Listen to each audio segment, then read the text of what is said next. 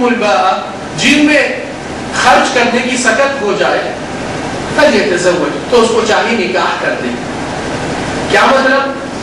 اللہ کے نبی صلی اللہ علیہ وسلم یہ تو نہیں کہے کبھی، نہ قرآن میں ایسا الفاظ آتے ہیں کہ اے بچیاں والو تمہارے پاس جہیز کا رقم اور تیاری ہو گئی تو بچی کو اٹھا دو۔ حکم یہاں پر اللہ کے نبی صلی اللہ علیہ وسلم ہماری امت میں خوددار نوجوانوں کو پیدا کرنا چاہتے ہیں، مگر یہ بھیکاریاں بچوں کو کبھی پسند نہیں کرتے تھے اپنے امت میں۔ اس لیے یہ جرائم کے ارتکاب میں جو ظلم اور زیادتی ہو رہی ہے یہ خامخواہ نہیں، مگر اللہ کے نبی صلی اللہ علیہ وسلم فرمائے لَتَأْمُرُنَّ بِالْمَعْرُوفِ وَلَتَنْهَوْنَّ عَنِ الْمُنكَرِ، تم لوگ ضرور بھلائی کا حکم دیں گے اور برائی سے لوگ کو آگاہ کریں گے، نہیں تو کیا ہوگا؟ او لَيُوشِكَنَّ اللَّهُ أَنْ يَعُمَّكُمْ بِعَذَابٍ، نہیں تو یہ حالت عن قریب ہونے والی ہے کہ اللہ تعالیٰ تم پر ایسا عذاب اتارے فَيَدْعُوا خِيَارَكُمْ، تم میں سے نیک لوگ بھی دعا کریں گے فَلَا يُسْتَجَابُ لَهُمْ، بلا اپنے ہاتھوں سے لا چکے ہیں، اور جتنے بھی تقریبوں میں جا کر گلے مل کر مبارکباد دیتے ہیں، کیا آپ نے آپ سے سوال کیا کہ کل کے دن آپ کے ساتھ اگر ایسا معاملہ آ جائے تو دنیا بھر کے رسوائی کا اثر چھپا کر، کیونکہ ان سے قرضہ لیا تھا بچی کو اٹھانے، ان سے قرضہ لیا تھا، گلی میں آدمی کو رہنے کی گنجائش زندگی جینا حرام ہو جاتا ہے، کیا یہ معاشرے کا کام نہیں ہے امت کا کہ بھئی حق کی بات کہنا، اور شادی میں جب نوجوان شادی کرتے ہیں اس کی تعریف نہیں کرنا، تم یہ بھی لینا تھا وہ بھی لینا تھا؟ کیا اتنے بڑے بھیکاری ان کو رائٹ میں چڑھاتے ہیں ہم؟ حقیقت معنی میں بھیک مانگنے والے کو گری ہوئی نظر سے دیکھتے ہیں، ایسوں کو بھی ہم اسلام کی نظریے سے دیکھتے ہیں کہ یہ بھی اسی طرح اپنے آپ کو حقیر بناتے ہیں۔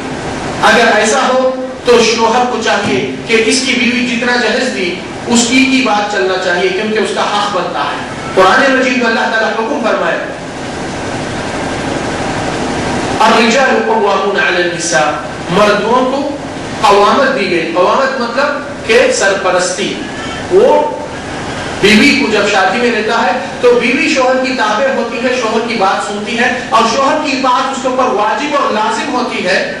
اس کی وجہ کیا ہے؟ اللہ سبحانہ وتعالی فرماتے ہیں بما فضل اللہ به بعضهم على بعض، کیونکہ اللہ تعالیٰ نے ایک کو ایک کے اوپر فوقیت دیا ہے، مردوں کے اندر صلاحیت ہے، جسمانی حالت اور برداشت کی تحمل، جا کر محنت مزدوری روزی روٹی کمانے کے لیے کچھ بھی کر کے کما کے راستہ نکال سکتا ہے، مگر جب ہم ہمارے اور بچیوں کو مجبور کرتے ہیں کہ آدھی آدھی رات تک فلاں جگہ پہ نوکری کرو، پیسہ جمع کرو، تمہاری شادی ہونا ہے، تم ہی ذمہ دار ہے، جاؤ یہاں پہ لوگوں مردوں کے ساتھ مل کے کام کرو، کتنی بری اور بے غیرتی کی بات ہے کہ ہم ایک معاملے کو رواج اور شے دینے کی وجہ سے ہماری بچی کو بھی اس کی عزت کے اوپر حملہ ہونے کا اندیشے میں اس خطرناک راستوں پہ ہم نے ان کو ڈھکل دیا ہے۔ ایمان والا جو غیرت رکھتا ہے ایسی چیز کو برداشت نہیں کر سکتا۔ تو اللہ تعالیٰ یہ آیت میں حکم فرمائے کہ کیونکہ افضل مردوں کو جسمانی اور طاقت کے اعتبار سے اور کمائی کے اعتبار سے بما فضل اللہ به بعضهم على بعض، اور دوسری وجہ مردوں کو سرپرستی اس لیے دی گئی وبما انفقوا، کیونکہ خرچہ صرف مرد آدمی ہی کرتا ہے۔ اب اگر خرچہ عورت بچی کر رہی ہے تو پھر اس کا حق بنتا وہ بھی آدھا نہیں اپنے شوہر، اور وہ چیز بڑی معیوب اور بہت بری نافرمانی گن دیتے ہیں کہ بیوی ہو کر ہم کو ایسا کہتی ہے یا ہماری بات نہیں سنتی ہے۔ ارے نہیں، وہ بھی آدھا آدھا پارٹنرشپ ہے، آپ کو بھی سننا پڑتا ہے۔ ایسی زندگی کو ایمان والا جینا پسند کرتا ہے؟ تو پھر سوال یہ ہے کہ مشکل سب کے نظر میں موجود ہے، مسئلے کا حل اس کی فکر زیادہ ذہنوں میں موجود نہیں ہے۔ غلطی جو ہو چکی شادی کر کے جو لوگ لیے وہ لوگ توبہ کرنے کے لیے تیار نہیں۔ توبہ کا مطلب یا تو جا کے سسرے صاحب سے معافی چاہ لینا کہ بھائی ہم آپ سے لے لیے تھے، اگر دم ہے تو جا کے واپس کر دیجیے، آج دنیا کی خاطر حق کو دبانا پڑ رہا ہے۔ ارے بھائی رسول اللہ صلی اللہ علیہ وسلم کے زمانے میں ایک واقعہ آپ کے سامنے بیان کرتا ہوں جس میں حقوق کے لیے کس طریقے سے نبی صلی اللہ علیہ وسلم کی وصیت تھی اور صحابہ کرام کے آپس میں میں کیا مانگتے تھے؟ نبی صلی اللہ علیہ وسلم فرمائے کہ ابھی سے اپنے آپ کو دوسروں کے حقوق سے یعنی چھٹکارا اور رہا کر دو، اس وقت سے پہلے کہ ایسا وقت نہ آ جائے نہ کوئی روپیہ رہے گا نہ کوئی سکہ رہے گا اور صرف آپ کی نیکیاں وہاں جائیں گے، وہاں کے گناہ آپ کے سر پہ آئیں گے. من قبل ان لا يكون ديرانا ولا درہم. اور نبی صلی اللہ علیہ وسلم کے پاس دو متخاصمین آتے ہیں، یعنی خصومت ہے دونوں کا، ایک معاملے پہ جھگڑا ہے. کیا بات پہ جھگڑا ہے؟ دیکھیے نبی صلی اللہ علیہ وسلم جب ان دونوں کی آواز اور بحث تکرار سننے میں آئی، آپ صلی اللہ علیہ وسلم اپنے گھر سے نکل آئے اور کہنے لگی قال انما انا بشر.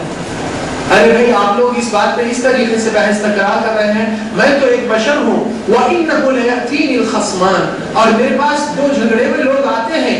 فلعل احدكم ابلغ من بعض، کسی کی زبان کہنے میں فصاحت میں ہو سکتا دوسرے سے زیادہ فوقیت رکھتی ہے، تو میں سمجھتا ہوں اس نے سچ کہا، اس کی چیز ہے تو میں اس کے حق میں فیصلہ کرتا ہوں. فاحسب انه صدق فاقضي له فانما هي قطعه من نار.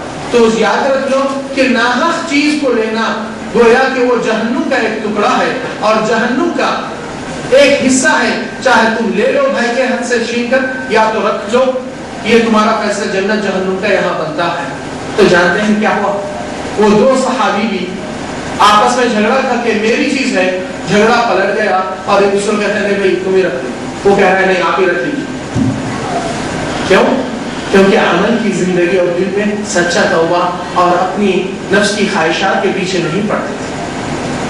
آج چاہیے کہ وہ حقیقی مجرم بھی اپنے گناہ سے توبہ کرے جو اپنے حق کو جان کر دنیا کی پرستش کی خاطر حق کو دبا دیتا ہے، یا ہمت کر کے جا کر اپنے سسر صاحب سے یہ نہیں کہہ دیتا یا وہاں سے کہ بھائی مجھ کو اس چیز کا علم نہیں تھا، علم ہونے کے بعد میں آپ کے اوپر بوجھ اور دباؤ نہیں ڈالنا چاہتا ہوں. آپ کی آنے والی بیٹی کا جہیز اگر ایسا معاملہ ہوتا آپ کو بوجھ بن رہا ہے تو کوشش کیجئے کہ وہ ایسی جگہ سے نکاح کیجئے جہاں سے خوددار اور ایمان والے، دنیا پرستش نہیں، سنت کی اتباع کرنے والے، معیاری شادی لوگوں کے پکوانوں سے، رنگوں سے، دھوکوں سے نہیں، محمد صلی اللہ علیہ وسلم کی تعلیمات سے جو پیدا ہوتے ہیں. پھر ایک نقطہ اور بھی غور کرنا ضروری ہے، وہ یہ ہے کہ اللہ کے نبی صلی اللہ علیہ وسلم کے نکاحوں کو آپ دیکھیں گے تو تعجب کریں گے. ایک نکاح میں تو نبی صلی اللہ علیہ وسلم دعوتوں کو کتنے آئٹمز بنائے تھے، کتنے کھانا پانی اور کتنا بکرے کاٹے، آپ کو معلوم، صرف دہی روٹی پہ کام چل جائے.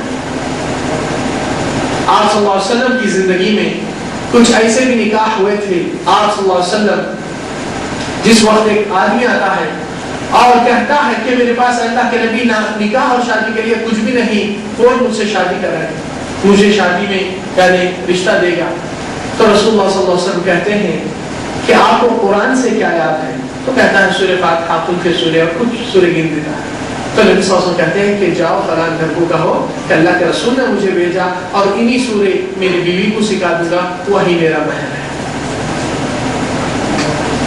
اور ایک خاتون جو سارے صحابیات کے اوپر اپنا سر بلند کر کے ساری تاریخ میں گواہ ہے کہ اس نے سب سے زیادہ فخر سے اپنی زندگی بنائی اور کہتی تھی کہ اللہ کی قسم یعنی اس کا رشتہ تیسرا یا چوتھا رشتہ تھا اس وقت، اور لوگ اس کے لیے آتے تھے مکہ سے مدینہ تک. تو ام سلمہ کا واقعہ تو معروف اور مشہور ہے، اور ابو سلمہ کا نکاح کا معاملہ، تاریخ اور ہجرت ان کی اور آنے کی اسلام میں کیا وجہ ہے.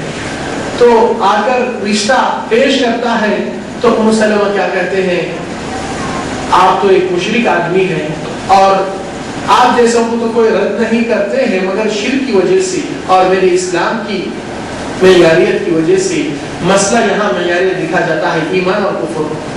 یہ مسئلے کو نکاح کے اندر ضرور دیکھا جائے. تو یہاں پر کہتی ہے اسلام آپ کے اور یہ رشتے کے درمیان حائل ہے، اگر آپ دل کھول کے اسلام کو اپنا لیتے تو وہی میرا مہر میں قبول کرتا. اور حقیقت میں اس آدمی کا اسلام اسی بات پہ ہوا ہے. اور ایک اس کو مہاجر ام قیس کہا جاتا ہے. یعنی ہجرت کیا یہ قیس کے لیے. سلمہ کا بھی ایک واقعہ ایسی قریب تھا, مگر مہاجر قیس اس کا نام ہی رکھا گیا ہے تاریخ میں مہاجر قیس. اس کی وجہ سے جو نبی صلی اللہ علیہ وسلم حدیث میں فرمائے انما الاعمال بالنیات وانما لكل امرئ ما نوى, ہر انسان کا عمل اس کی نیت کے اوپر دار ہوتا ہے. تو یہاں پر ہم یہ سوال کرتے ہیں کہ کیا یہ جرم میں جتنے بھی حالات واردات ہوئے وہ لوگ بھی مجرم نہیں ہے کیا, جس نے غریب طبقے کو دیکھ کر ان کے رشتے کی کوشش میں جستجو نہیں کیا؟